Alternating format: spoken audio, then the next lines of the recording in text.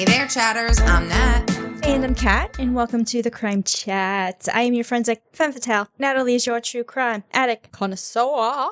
We're just two normal girls who obsess about dark crimes, evil minds, and occasionally the unknown. Here's your disclaimer, chatters. The following Crime Chat contains adult content and descriptions of kind of violent scenarios, super fascinating forensic scenarios with a twist of makeup. Ooh. So your listener discretion is advised. Ooh, that sounds cool. Okay, so you've been warned, but before we get into today's Crime Chat, Kat, what have you done? Did you just jump out of the shower? I did.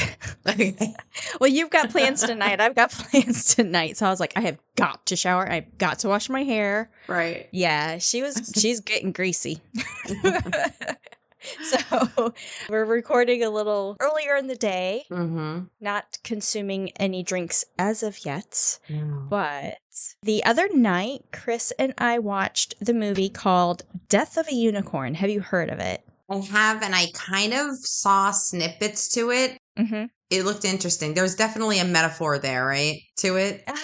It's not on the nose. I know there's a unicorn. I know there's a death, but it's not so much on the nose, right? There's like a story. There is a story behind it. Okay. So I remember a couple months ago I saw a preview for it coming up, and I want to say it's on Prime. Mm-hmm. It's either on Prime or HBO. I can't remember. One or the other. Okay. And I remember seeing the preview for it going, wow, that looks good. So I added it to my watch list.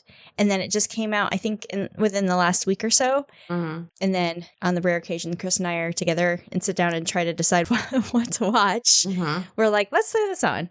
He fell asleep halfway through it. Well. And he asked me the next day and he goes, is it worth like me finishing the movie? And I said, yes. Okay. I thought it was creative. Yeah. It's not like your typical, it gave me The Legend vibes from the 80s, Tim Curry and Tom Cruise, a little bit. Okay. So it's got a little bit of like that supernatural, fantastical, magical thing to it. Yeah. But these unicorns, you do not want to fuck with. Yeah. No, you do not want to fuck with these unicorns.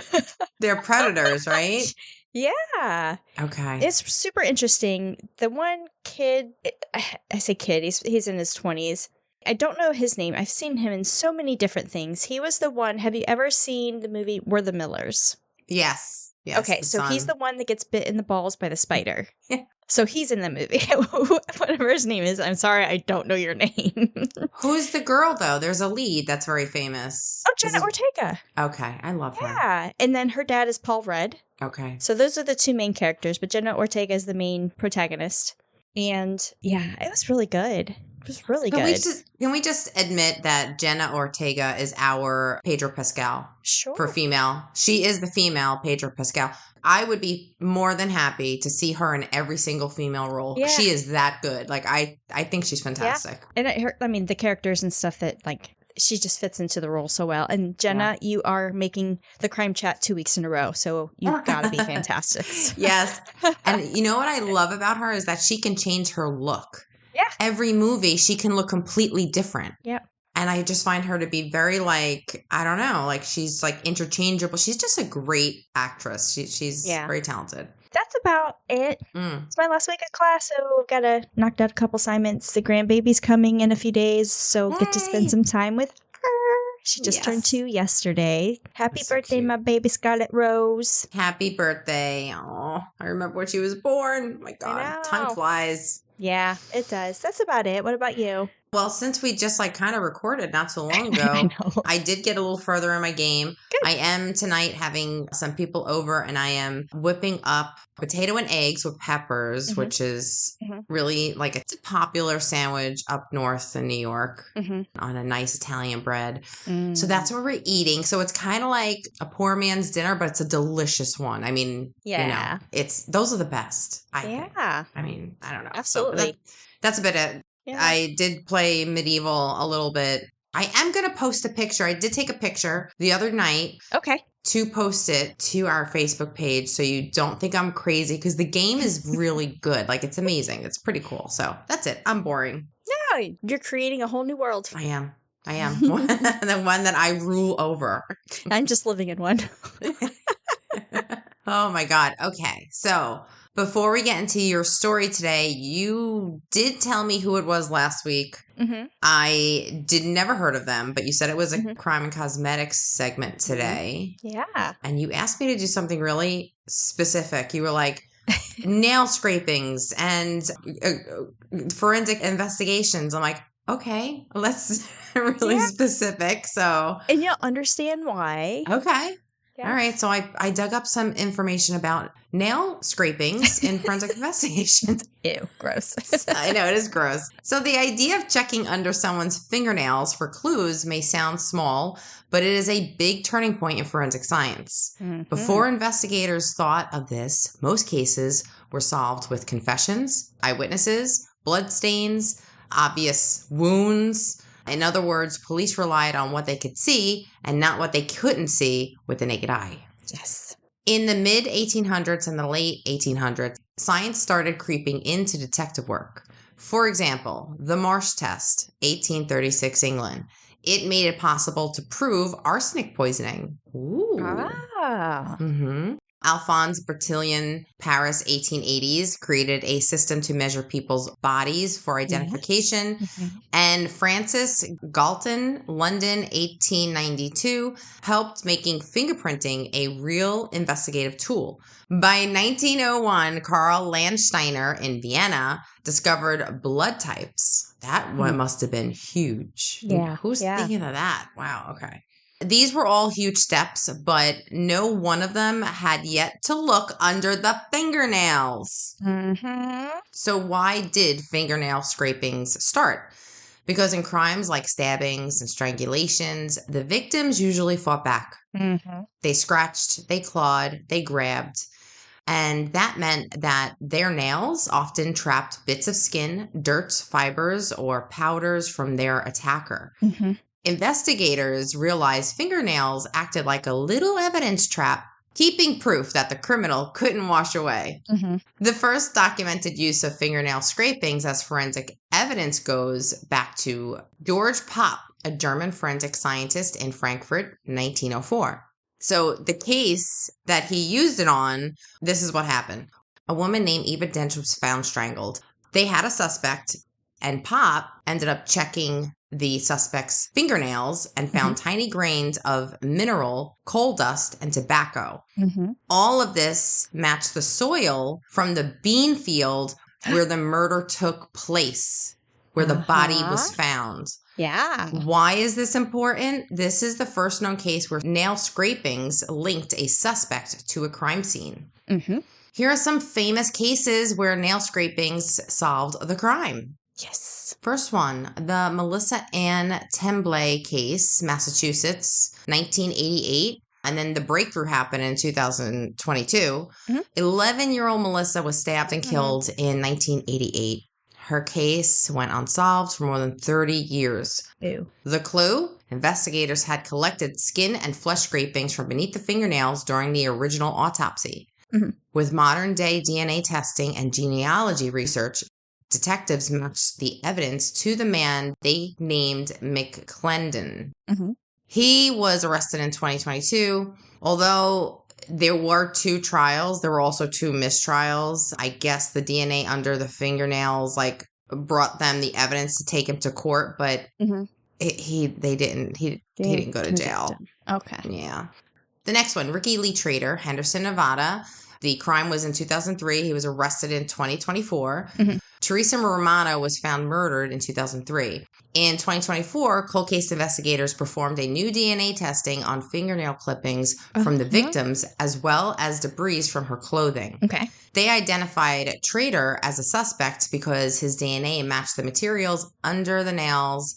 Trader was arrested in July 2024, which was recently, for the 21-year-old murder case, and he is now in custody and has yet to be convicted. So he's in pretrial confinement. That's really new. Yeah. Next one, 1988 cold case in California, and this was solved in 2024. In 1988, an adult woman was brutally murdered in Sacramento County, California. At the time of the investigation, crime scene technicians collected fingernail scrapings from the victim, hoping that one day it might provide some clues at who was her attacker. Mm-hmm. But in the late 1980s, DNA technology was still in the early stages, and they couldn't really do anything with the samples. So the case went cold for more than 3 decades. Then in January 2022, the Sacramento County Crime Lab decided to re-examine the old evidence using modern DNA testing techniques. Yeah. This time, the results were clear. The material from under the victim's nails contained DNA that matched Terry Leroy Bramble, a man with a prior record. Now, no offense, but like with all this technology that we have, I would just like empty out all the rooms of just the vaults of evidence and just run everything through. Well, that takes manpower, and you still have current cases going on, but there are some larger departments that have cold case units now that kind of take care of a lot of that stuff. Yeah. But they still have a lot of the labs are. Yeah. And when we were doing cases, they were just backed up. I mean, sometimes it takes 24, 48 hours just to get a certain one thing that you're looking for, and then that could lead to 10 other things that you still have to do. It's just, it can be time consuming. So, but absolutely, I agree. Well, thanks to this breakthrough, investigators were able to respond to reopen the case. Bramble, who had been living in the area, was identified as the prime suspect, and in 2024, he was officially arrested for the murder of they don't know her name, too, of the victim in 1988. Oh, she's a Jane Doe? Yeah. Oh, no, her name wasn't publicly released, but she was a Jane Doe at one point. I wonder if she's underage. Maybe that's why. Maybe. From George Pop, groundbreaking work in 1904 to modern cold cases finally solved in 2024, nail scrapings show us a simple but powerful truth in criminal investigations. The smallest trace can carry the biggest weight. Yes, it can. That's the best I could do with nail scrapings. Gross. It's gross. Oh, gosh. It's been 20 years since I went to the academy, but I mean, it was very, very, especially if it's a crime where there's a victim. Even if there's a victim, I've done nail scrapings off of people who were saying that they were violently raped or something like that, where you're given scratches and that kind of thing. Like, I've done nail scrapings and stuff too. It's very, very compelling because you just can't mysteriously, like, your DNA shows up under somebody's fingernails. There literally has to be a purpose for that, which includes scratching. Well, the case that we are going to go over today goes to the early 1900s. In 1912, 18-year-old Marie Littell was found strangled in her parents' home. Her fiancé, the suspect, had a very airtight alibi, and no one else was at the home at the time of the murder, so who killed Marie? There were no witnesses, no fingerprints, no evidence, no forensics. Or were there?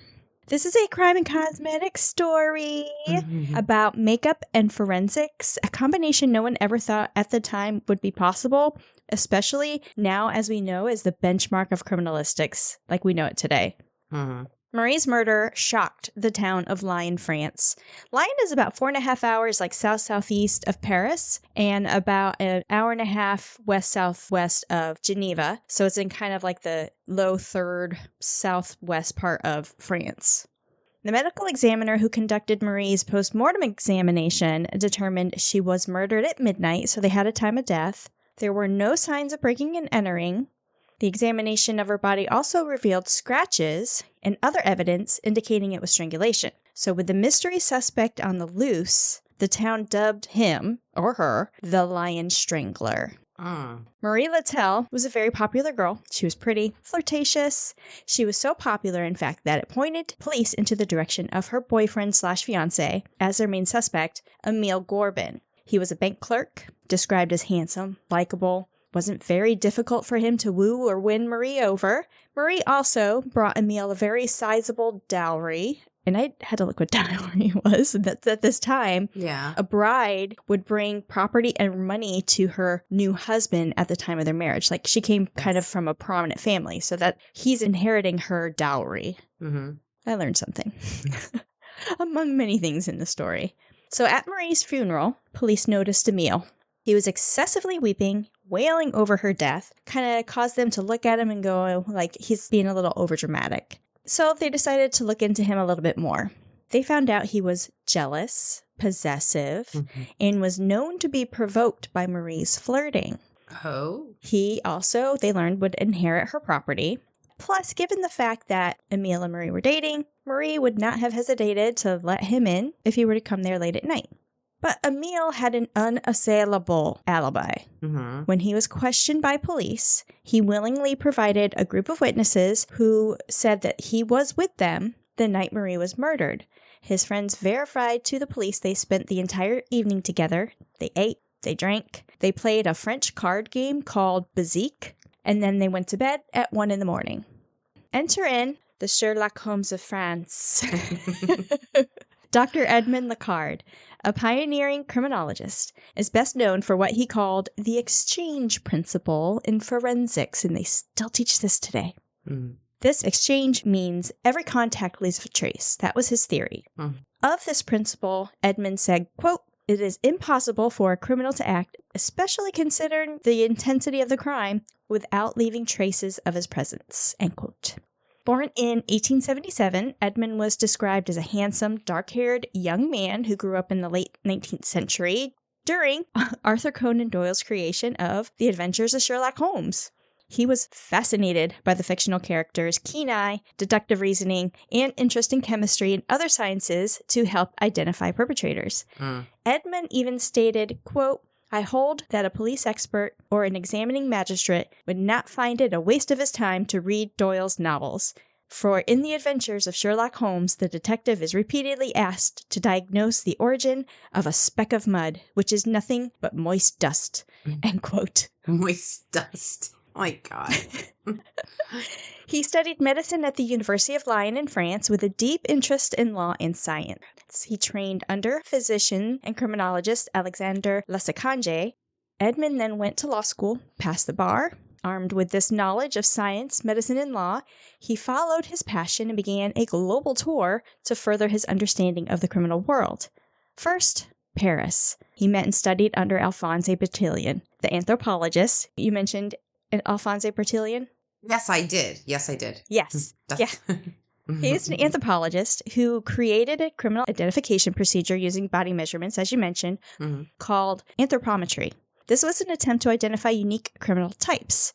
From anthropometry, Edmund was guided to more accurate technique of dactylography, the study of fingerprints to identify both suspects and victims.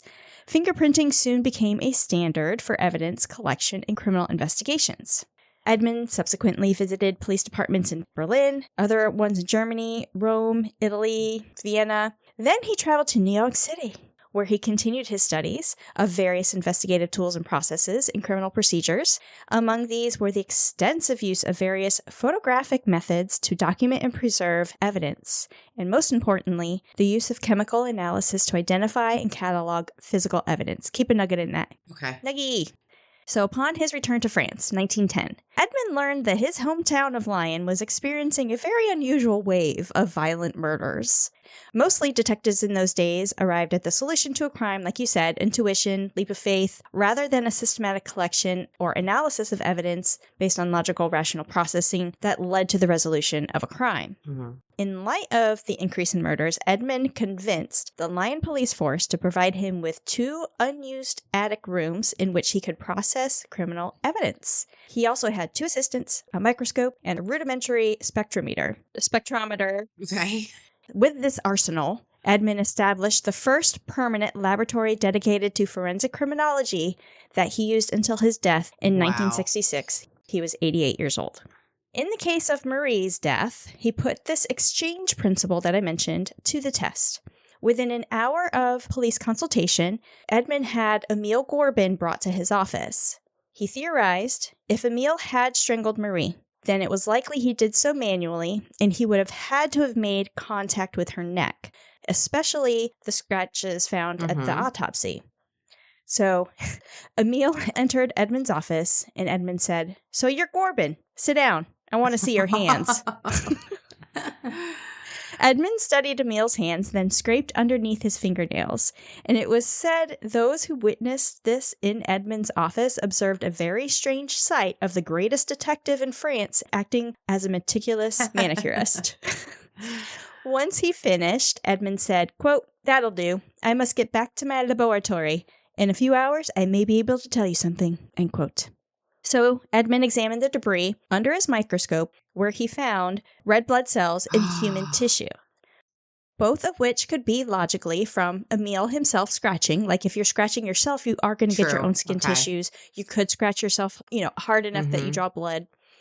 With the 1912 technology, it was impossible to prove any biological or DNA testing to determine who the tissue belonged to. They just had no way to analyze it at the time, like you've mentioned. Even with an alibi, police grew even more suspicious of Emil, and they weren't going to give up. Neither was Edmund. He decided to take a closer look at the skin tissue, and what he found would break this case and make history. The tissue was covered in some sort of powder, pink particles containing magnesium cereate, a white powder commonly used as a binding agent, zinc oxide, a sunscreen, bismuth, an iridescent mineral used to make glittering powders, a certain iron oxide pigment called Venetian red. Oh my God. And here it was comes face powder. The cosmetic segments.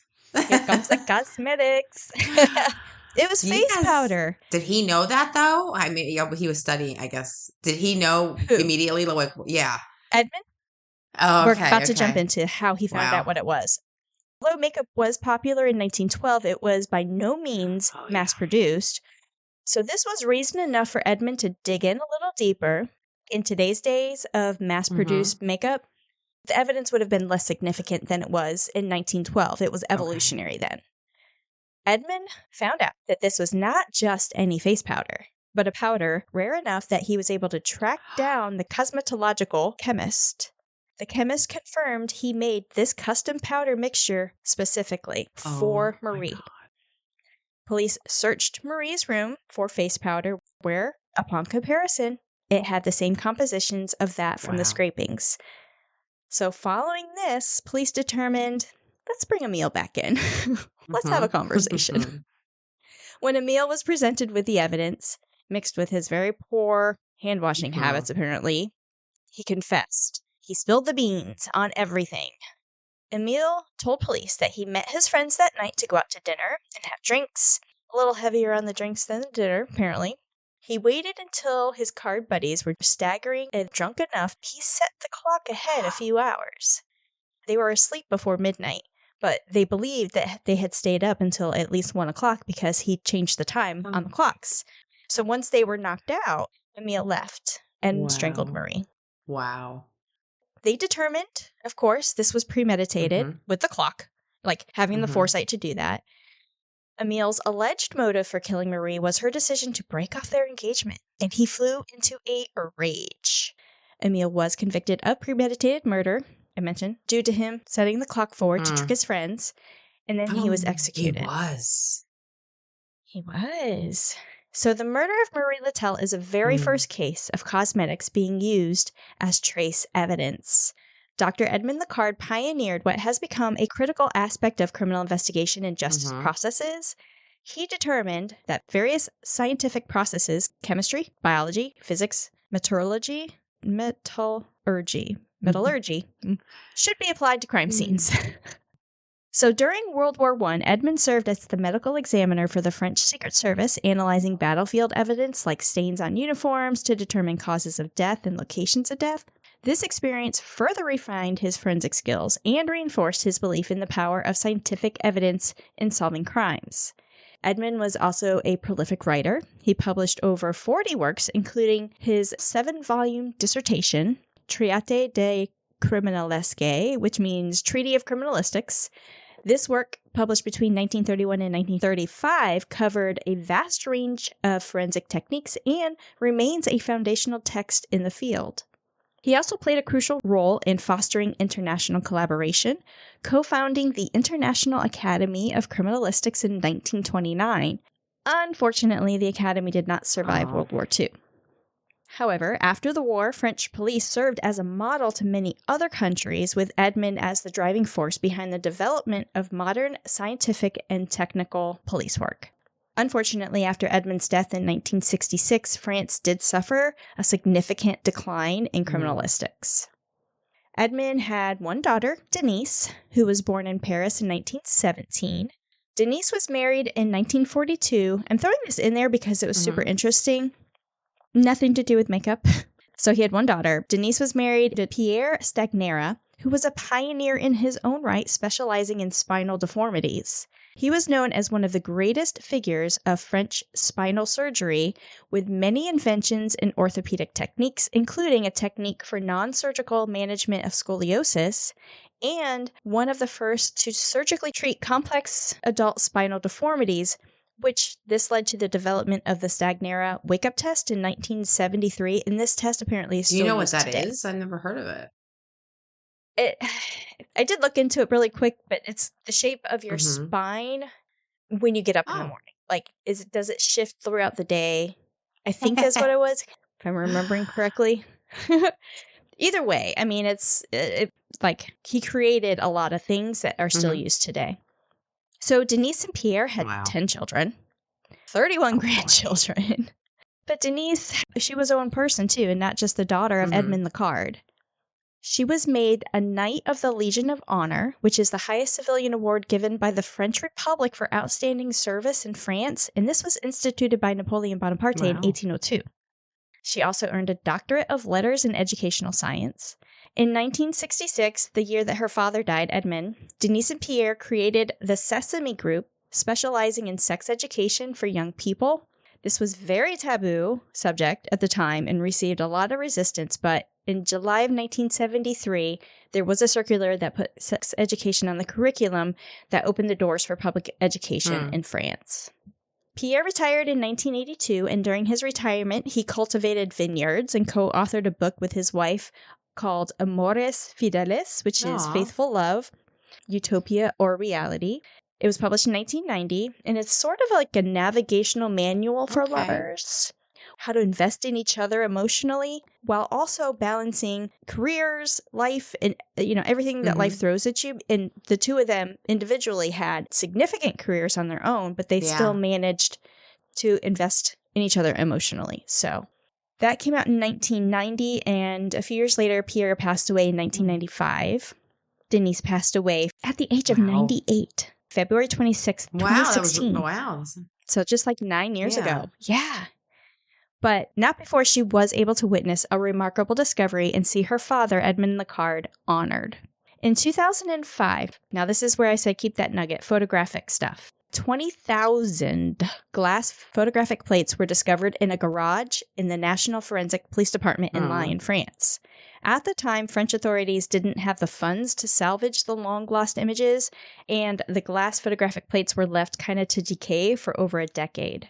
In November of 2012, when they were trying to figure out what to do with the plates, Edmond Lecard was nominated to the French Forensic Science Hall of Fame at the Association Québécoise de Criminalistique, which means Forensic Science Quebec. 5 years later, in 2017, this was the year after Denise had passed, it was discovered that the gelatin layer on the photographs found in 2005 were infected with a mold, and historical images seemed all but lost. French historian Nicolas Delestre offered funding to restore and digitize over 2/3 of the photographic archive. Historians have now discovered that the collection of 20,000 photographs offered unprecedented insight into the founding of the world's first police crime laboratory in Lyon, France in 1910, and its creator, Dr. Edmond Lecard, the king of forensic science. The Sherlock Holmes. So they didn't lose, even though they lost the lab in the war, they still were able to grab some of his work that he did from that lab. That's awesome. Yeah, so the pictures and stuff that he was doing from like 1910 era, and I've got a couple pictures I'm going to put on the Patreon that has like those big fucking cameras that are like 4 feet long, and they kind of do this number as they get down, and the glass plates and stuff that they kind of do the flash and like, hold it. You had to hold it for like 30 seconds after the flash. So I've got a couple pictures like that, but he was the one that really started using photographic evidence as a tool for evidence. Yeah. So the unearthed photographs, which revealed Edmond's groundbreaking work at the dawn of forensic science, are now being digitized.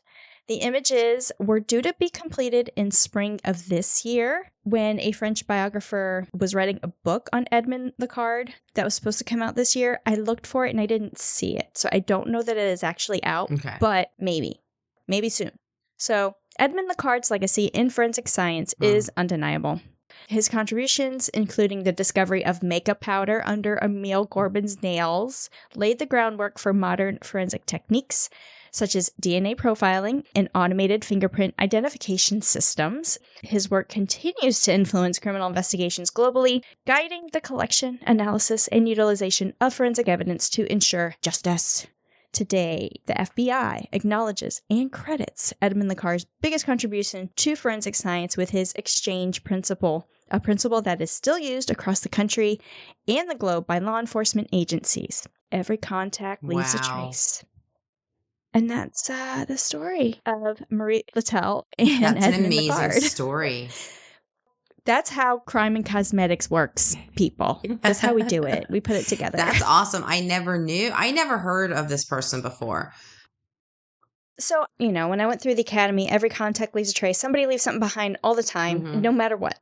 Even if you think you've cleaned up a crime scene, something's there. People just might not have been able to find it. They can even pick up the bleach you used, so they can't hide anything. I remember learning about the exchange principle. The name, when I read it, I was like, I don't know. It doesn't really sound familiar, but I'm pretty sure that it was part of like my official training at some point. Had I gone into specializing in forensics, which I intended to, my career just took me down a different path versus like counterintelligence instead of forensics. But had I gone to forensics, this probably would have been a lot more familiar. But the fact that he was able to think, there's something here. I see tissue. I see red blood cells. I see skin. Let's take a deeper look. Got his microscope out and pulling that sucker in to like 1,000 times or whatever it was. And he's like, this is weird. Found out what the chemical components were and just started working. Just started doing it. Found out it was freaking face powder. That's crazy because he opened up a lab. He was armed with a magnifying glass. A microscope and a cigar. So like whatever it was like nothing compared to what the agencies look like today. Oh gosh. For him to do that with so little technology, that's brilliant. I also found another picture with because he only started with 2 assistants. He obviously got more staff, like a clerk and, other people to help him in the lab and that kind of thing. So I was digging into newspapers.com trying to find like more of his story. Yeah. From 1912. So got a couple of the newspaper clippings that I also put on Patreon, just kind of about his story. That's pretty cool. And there's so many textbooks that have not just him, but tell the story of Marie Littell. And it's kind of slim on details about her. The things that you see nowadays are like focused more so on how this process started, this like new forensic processing thing. Like, it's really focused in on that. And unfortunately kind of overshadows Marie. I couldn't even find when Emil was executed. Like that's out there somewhere. In France back then, they did public execution still. So he was killed in the square in public. I'm sure he was a firing squad. They had the guillotine. Yeah. Oh, the guillotine. That was their thing. Like I think 1930. No, when was the last time? It was recent. It wasn't that long ago. It was like Alexa, when was the last time France did public execution with a guillotine? From musicmatch.com. The last public guillotining in France took place as late as June 1939. I was going to say 38, but it was horrifying. It was probably, That's crazy. Yeah. So that's your crime and cosmetics, throwing the little cosmetics into crime. Yeah, it was because of cosmetics he was able to solve it. Yeah. It was the Maybelline. Maybe it's Maybelline. It most certainly was under his nails. Oh my God. Maybe it's a me. Thank you for that story. That was great. Loved it. You're welcome. Yeah. Super educational. I was like, this is fascinating. Yeah. All right. Well, you said you're going to have pictures and stuff. I wonder what he looks like. Yep, I sure What will. does he look like? He's adorable. He's adorable? Yeah. I am looking him up now. Oh my God. Yes. Yeah, he's got the little mustache. Yes, he's a very handsome man. Yeah. Wow. Yeah. Well, thank you for that. I enjoyed that big time. You're welcome. I love the crime and cosmetics. Those are the best. It was a little break from the intensity last week. With I kept the break going. The diabolicalness. Diabolical. That was a fun story. Cowboy cannibal. Yeah, the old ones are fun because, I mean, it really is. Yeah. I enjoy learning something, especially with fingernail scrapings. I would have never even thought that would be a topic of a crime chat, but thank you, Kat. So you're Gorbin. Yeah. Have a seat. Let me see your hands. All right. Well, because we're going to leave you hanging for more nail-biting details and twists in this case and many others, check out After That Crime Chat, available exclusively on our Patreon. Don't forget to follow us on all of our socials. Crime Chat with Nat and Kat, Facebook, Instagram, YouTube, TikTok, X, and Rumble. See what we got going on. Want more chilly content behind the scenes and chaos? Become a VIP chatter to our Patreon. You'll unlock bonus episodes, bloopers, exclusive sneak peeks, and even free merch. And yes, we've got some criminal goodies in the works. So support the show, fuel your obsession for the weird and the wicked, and join the Crime Chat chatter crew in style. Yes, be sure to check out our next episode. It is a bonus episode. Yes. We are going to both be doing a story on our theme for this year, which is Into the Unknown. We're going to touch a little bit on the fantastical and folklore. But just as a reminder, chatters, bonus episodes occur when there are 5 Saturdays in a month. And if you want to listen to any of our bonus episodes throughout our season, you must subscribe to our Patreon to hear them in full. Otherwise, you'll get a little bit of a sneak peek. Yes. You don't want to miss it. We'll see you next time, chatters. Bye. Bye.